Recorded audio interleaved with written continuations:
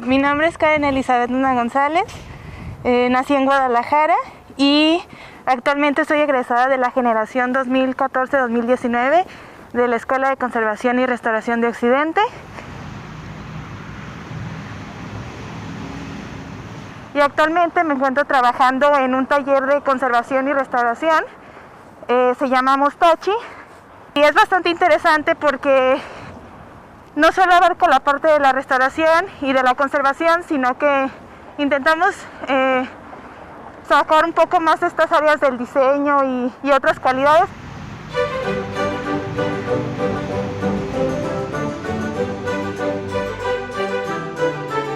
También actualmente tengo un proyecto que se llama el Lookbook Building, en el cual básicamente lo que hacemos es hablar acerca del patrimonio encuadernado y mostrarle a la gente un poco más acerca de este tema que no es tan sonoro, que se ha dejado de producir o de implementar. Hablar un poco más acerca de la parte artesanal de la creación de un libro. Básicamente este es mi recorrido, caminar desde mi casa hasta el camión y pues llegar a mi destino, que es la escuela, y posteriormente irme a trabajar al taller.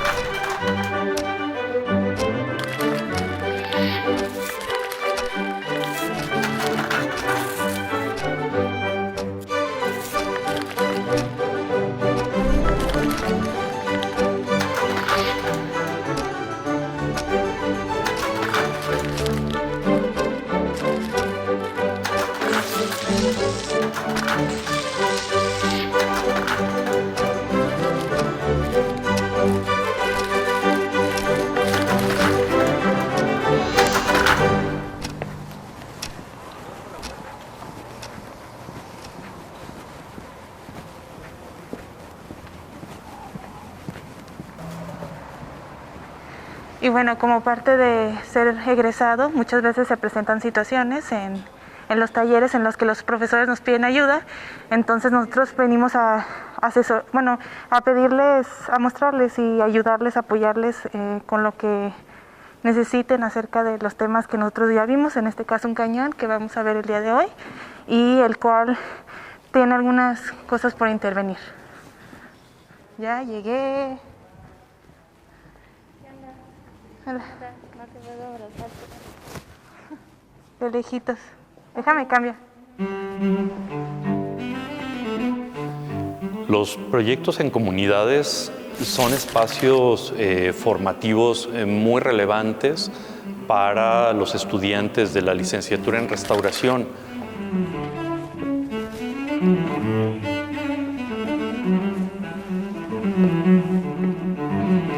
Poder participar en proyectos directamente en las poblaciones, en campo, implica para los estudiantes echar a andar todos los conocimientos, creatividad y recursos para llevar a cabo pues no solamente el diagnóstico y la intervención, sino este acercamiento, esta comunicación horizontal con la gente que conserva, disfruta y es poseedora de estos bienes culturales.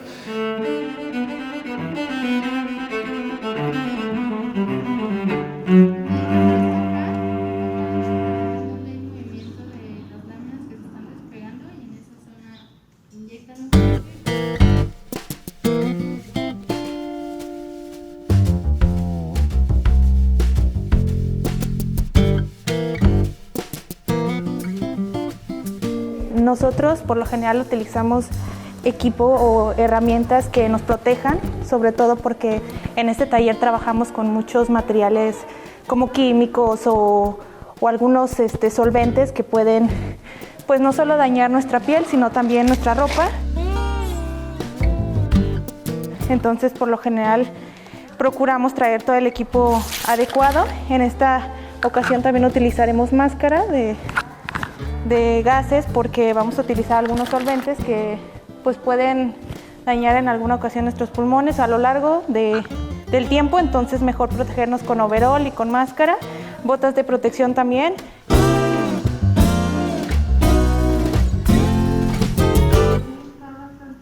Y por lo general utilizamos el cabello recogido para que no nos estorbe al momento de trabajar.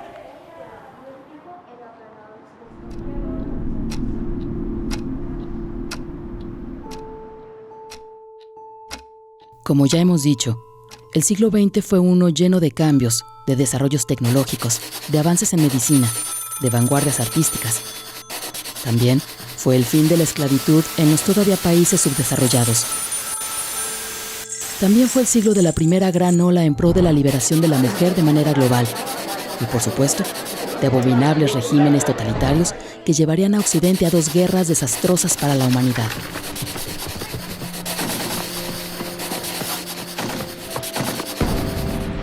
Uno de los primeros inventos que revolucionarían la dinámica del siglo pasado llegó gracias al estadounidense Henry Ford, quien llevaría a cabo el motor de combustión interna y con él, el nacimiento mismo de los automóviles, quien además desarrolló un sistema de producción en cadena. Y mientras eso sucedía, grandes regímenes estaban surgiendo en toda Europa y Asia, titanes económicos, políticos y militares que habrían de enfrentarse en las guerras que ya conocemos. En México, durante el naciente siglo XX, nos encontramos con la etapa final del Porfiriato, un periodo histórico durante el cual el militar oaxaqueño Porfirio Díaz gobernó el país entre 1876 y 1911, gobierno que inició de manera prometedora con una serie de cambios que modernizaron al país, pero que con el paso del tiempo devino en una dictadura. La segunda mitad de su gobierno significaría tal herida en el país que despertó a un gigante adormecido, que alzó los brazos bajo los lemas como «La tierra es de quien la trabaja». Lo hizo el general Manuel Mondragón. Él fue contemporáneo a la época de Porfirio Díaz. Estudió artillería en el Colegio Militar, en donde pues, después destacó y también fue profesor. Pero bueno, destacó porque tenía mucho ingenio en la mejora de ciertos sistemas en artillería, entre ellos pues el primer fusil automático. Listo. La idea es que, ahí está el mototool. Ajá. Sí, para que se vea un poco como el trabajo. Ajá. Particularmente el cañón en el que tenemos hizo una mejora en el cierre trasero que permitió pues que se cargara por la parte posterior. La empresa que lo hizo está en Francia, en Saint-Chamond, y es una empresa acerera, porque en ese momento pues México no tenía como esa tecnología para hacerlo aquí, entonces fue una colaboración. Es por esto que el cañón tiene una placa en la que se lee Saint-Chamond Mondragón. Se dice que se mandaron a hacer como un primer lote 100. No, si quieres te lo pones con Regina. Ajá.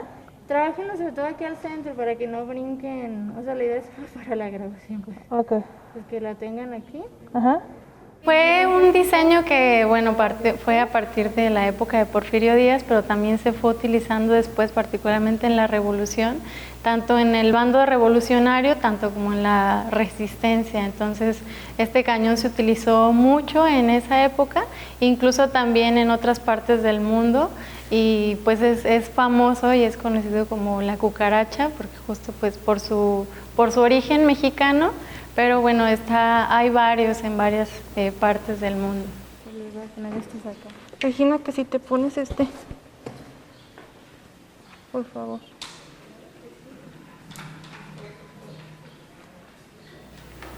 Incluso este cañón fue utilizado en la Primera Guerra Mundial por los franceses, y en la guerra israelí-palestina también fue utilizado el cañón.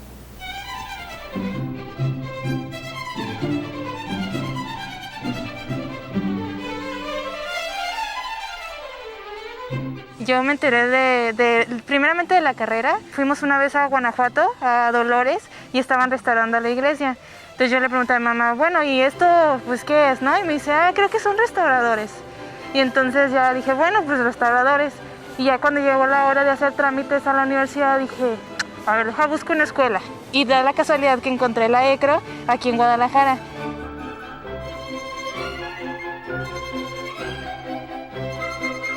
Las piezas que tenemos aquí son dos, es la cureña y es el carro de artillería. Ambas piezas tienen la simulación en acrílico de cómo se veían tanto las ruedas, el cañón y las ruedas del carro de artillería.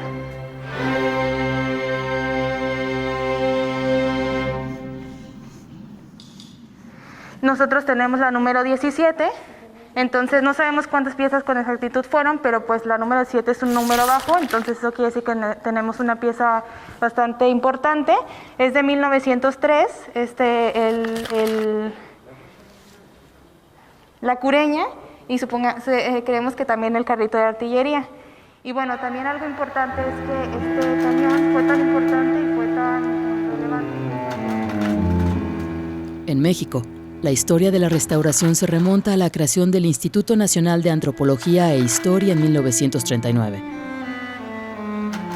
Institución destinada a la restauración, conservación, protección y difusión del patrimonio cultural mexicano.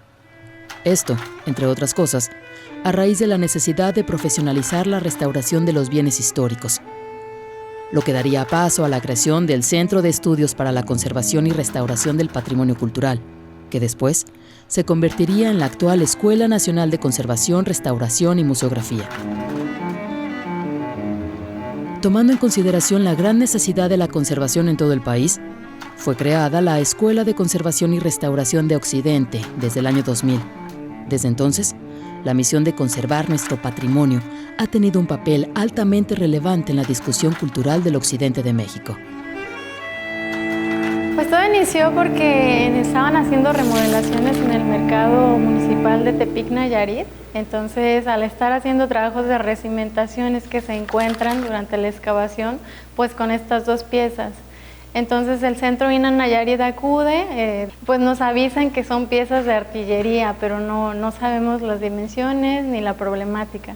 Entonces al llegar aquí vemos pues estas piezas de grandes dimensiones que cuando nosotros las observamos pues parecían bultos de tierra, de tanta corrosión y tierra que tenían, y es así que pues empieza a hacer la colaboración. Al verlas impacta el reto que implica tanto por el tamaño como por no saber si pues las piezas todavía tenían alguna forma o había algo que rescatar, pero bueno, durante el trabajo fue muy interesante ir sacando ahora sí que de las piedras y de la tierra pues lo que estaba ahí oculto.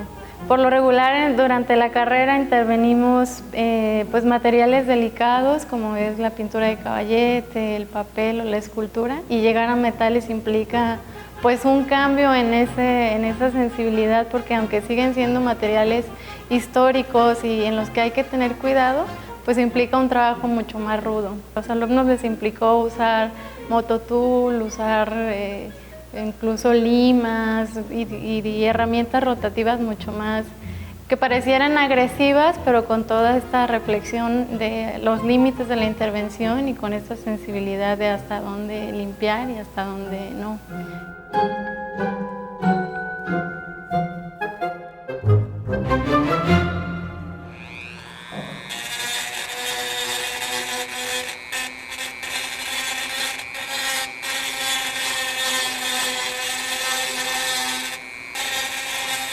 Nosotros continuamos trabajando con Nayarit, tanto con el gobierno como con el Centro INA, que ellos nos apoyaran con los recursos para poder realizar el montaje museográfico, que consistió en ya colocarlos en su posición correcta y colocar los acrílicos de las ruedas y el cañón para que se entendiera pues que era una cureña y un carro de artillería que antes no se comprendía, aunque ya se encontraban restauradas.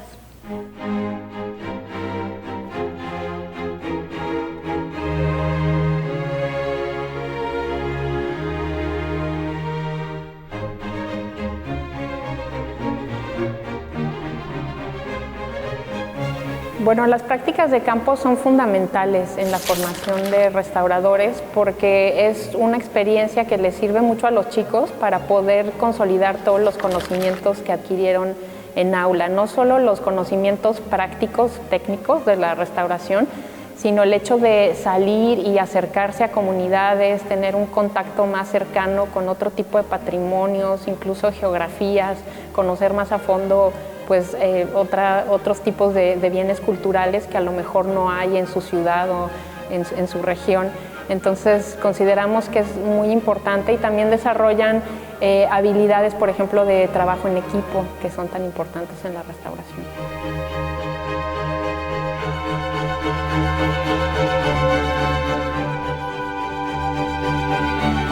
En agosto del 2017, esa fue la primera temporada que se hicieron los trabajos de limpieza más intensos, donde se utilizaron las herramientas rotativas. Cuando estábamos restaurándolo en 2017 y 2018, por su posición no se podía acceder a esa zona. Entonces, aprovechando que ya está montado, pudimos acceder a la parte baja y lo que se hizo fue regresar un poco a los procesos de 2017 de limpieza con herramientas rotativas. Ya en la segunda temporada se hizo un trabajo de limpieza mucho más delicado, con geles, llegando a las capas de protección con la que los metales solitos se van protegiendo. Nunca buscamos llegar a rescatar la pieza completamente brillante ni dejarla como nueva.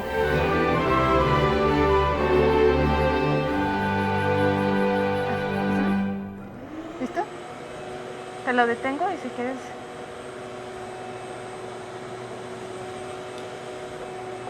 Pasamos una limpieza con secuestrantes, ya con algunos cepillos para ir siendo más delicados y acercándonos a esta capa de corrosión pasiva que estábamos buscando.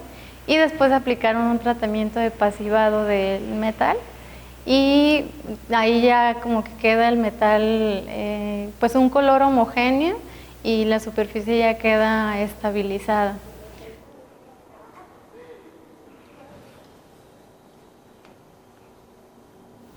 También hicieron algunos fijados de escamas porque, bueno, como la técnica de factura de la Coreña y el Carro es, en algunas zonas está hecho por forja o colado y después forjado para darle resistencia.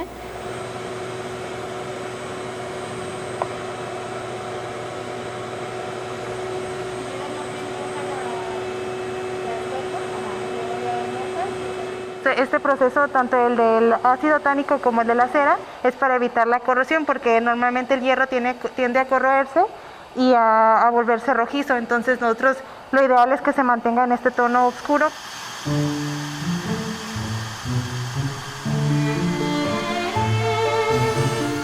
que estarle dando mantenimiento cada cierto tiempo, entonces ahorita ya pasaron 6 meses desde el último mantenimiento y es por eso que le pedimos apoyo a Karen y a Regina para volver a aplicar ceras y que la pieza siga manteniéndose en buen estado. Hay que ponerle un poquito aquí a la placa, cuidar este tono verde que tiene, que es la malaquita, que nos habla del contexto de enterramiento. Son carbonatos de cobre que únicamente se dan en esos contextos, entonces hay que cuidar mucho el tono, entonces no calientes demasiado y aplica la cera.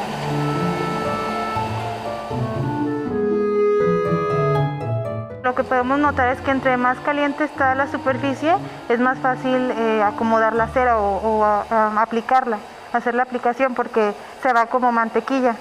Entre más fría esté, pues hay como más roce, no hay como esa textura de mantequilla.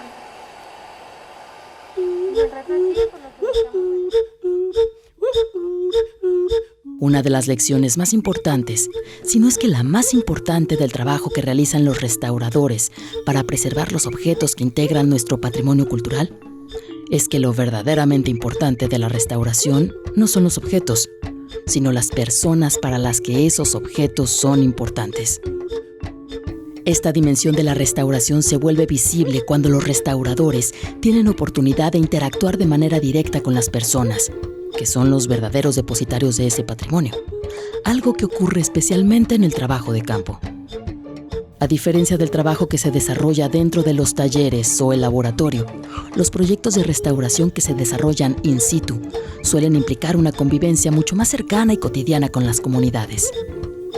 Así, en el curso de estas interacciones, poco a poco se va rompiendo el hielo inicial y los principales interesados en la preservación de sus bienes van descubriendo sorprendidos todo lo que implica la minuciosa labor de restaurarlos, al tiempo que los restauradores van comprendiendo la importancia real del patrimonio vivo que ha sido puesto bajo el cuidado de sus manos.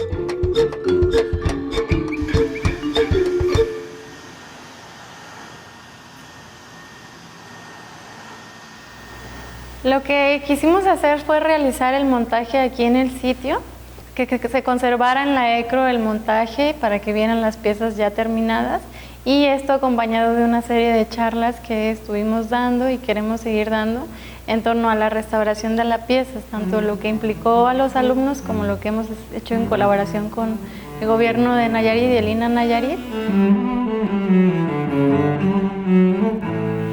Las piezas van a regresar a Nayarit, se van a colocar en el patio central del Palacio de Gobierno de Nayarit, y bueno, ahí también queremos dar una charla divulgativa donde hablemos de lo que se hizo.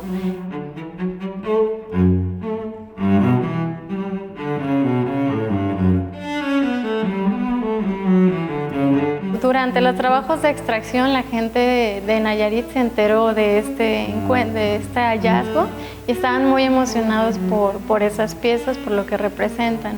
Entonces ahora regresarles las piezas y mostrarles el antes y el después y todo lo que representan históricamente, pues es muy importante para nosotros.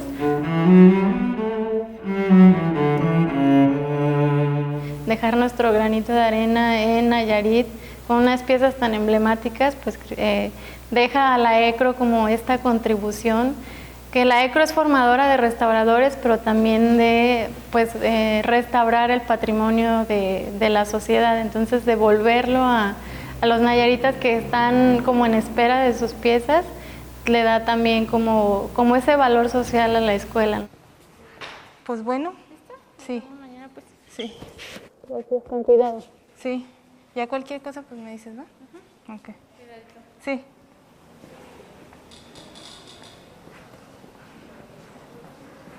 Lo fundamental de la conservación del patrimonio cultural es que estamos trabajando a favor de la gente en realidad. Los objetos solo son importantes en tanto que tienen un valor o un significado para la gente y para los grupos sociales.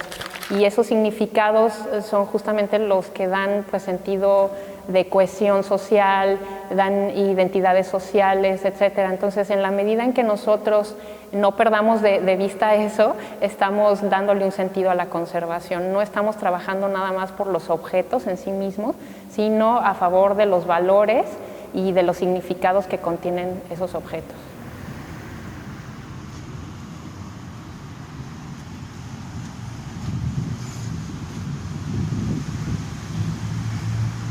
A lo largo de la carrera, más que nada, no solo aprendí a trabajar en equipo, sino también esa parte de que puedes hacer una familia.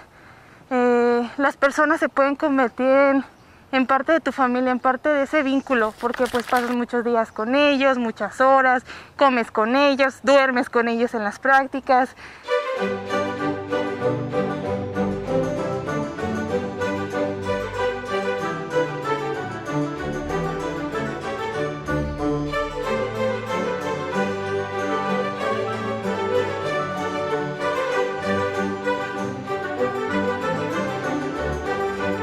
Finalmente pues creas como estos lazos fuertes, y ya cuando sales y te vas al mundo laboral, pues ya sea de alguna forma u otra, ellos te conectan, como en el caso mío, que ahorita mi compañera, ella ya formó un taller y me invitó a trabajar con ella.